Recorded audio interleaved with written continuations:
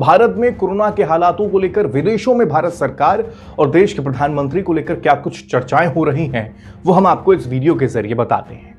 कई नामी अखबार और मीडिया संस्थान विभिन्न तरीकों से भारत की स्थिति का आकलन कर रहे हैं। ब्रिटेन के अखबार द गार्डियन ने गुरुवार को आए कोरोना के मामलों को लेकर हेडलाइन दी है। हेडलाइन है, भारत में कोविड की लहर होती भयावह, 3,15,000 नए दैनिक मामलों का विश्व रिकॉर्ड। अखबार लिखता है कि अस्पताल में व्यवस्था चरमराने की कगार पर है और भारत में बीते 24 घंटों में 3,14,835 मामले पाए गए, जो कोरोना महामारी शुरू होने के बाद किसी भी देश में सबसे बड़ा रिकॉर्ड है। इसके साथ ही अखबार में लिखा गया है कि भारत में सोशल मीडिया पर मदद मांग रहे लोगों की बाढ़ आ गई है। कोई अपने प्रियजनों के लिए ऑक्सीजन सिलेंडर ढूंढ रहा है तो कोई अस्पताल के बेड का बंदोबस्त करने में जुटा हुआ है। इसमें आगे लिखा गया है कि अस्पतालों ने चेतावनी दे दी है कि वो इतनी मांग से निपट पाने में असमर्थ हैं। कई अस्पतालों ने तो कुछ घंटे की ऑक्सीजन बचे होने की घोषणा कर दी है। उधर साउथ कैरोलाइन की मेडिकल यूनिवर्सिटी में संक्रामक रोगों की डिवीजन में असिस्टेंट प्रोफेसर यानी कि कृतिका कुप्पली ट्विटर पर लिखती हैं, भारत में कोविड-19 सार्वजनिक स्वास्थ्य संकट बन चुका है, जिसकी वजह से स्वास्थ्य सेवा प्रणाली ढहने की कगार पर आ गई है। यही नहीं, इस अखबार ने बुधवार को नासिक में ऑक्सीजन न मिल पाने से 22 लोगों की मौत और पूर्व प्रधानमंत्री यानी कि मनमोहन सिंह के कोविड से संक्रमित होने की खबर को भी अपने यहां जगह दी है।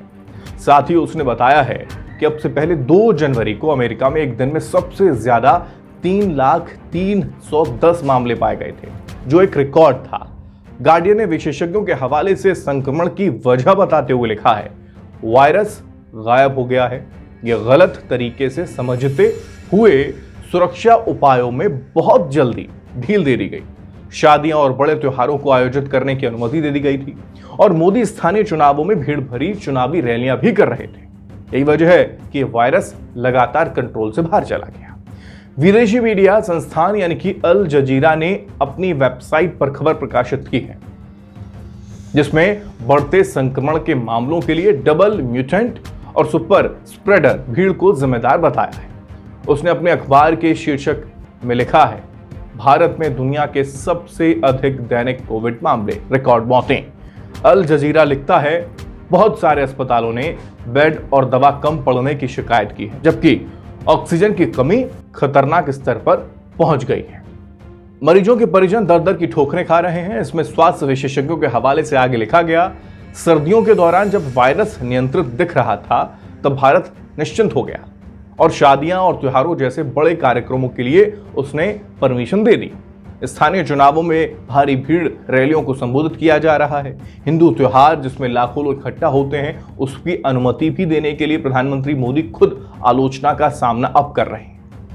इसके अलावा अल जजीरा ने नासिक में 22 मरीजों की मौत, दिल्ली हाई कोर्ट के सरकार को ऑक्सीजन इंतजाम करने के निर्देशों के बारे में भी लिखा है। एक और समाचार एजेंसी है एपी। एपी ने भी अपनी रिपोर्ट में रिकॉर्ड दैनिक मामलों, ऑक्सीजन और बेड, नासिक में 22 लोगों की मौत और दिल्ली हाईकोर्ट के निर्देशों को अपनी रिपोर्ट में जगह दे दी है। उसने शीर्षक लिखा, बेड, ऑक्सीजन की कमी, भारत में 3,14,000 वायरस के मामले। इस रिपोर्ट में आगे लिखा गया है, लॉकडाउन, कड़े प्रतिबंधों के कारण नई दिल्ली और दूसरे शहरों में कई लोगों को डर, दुख और यातना का सामना करना पड़ रहा है।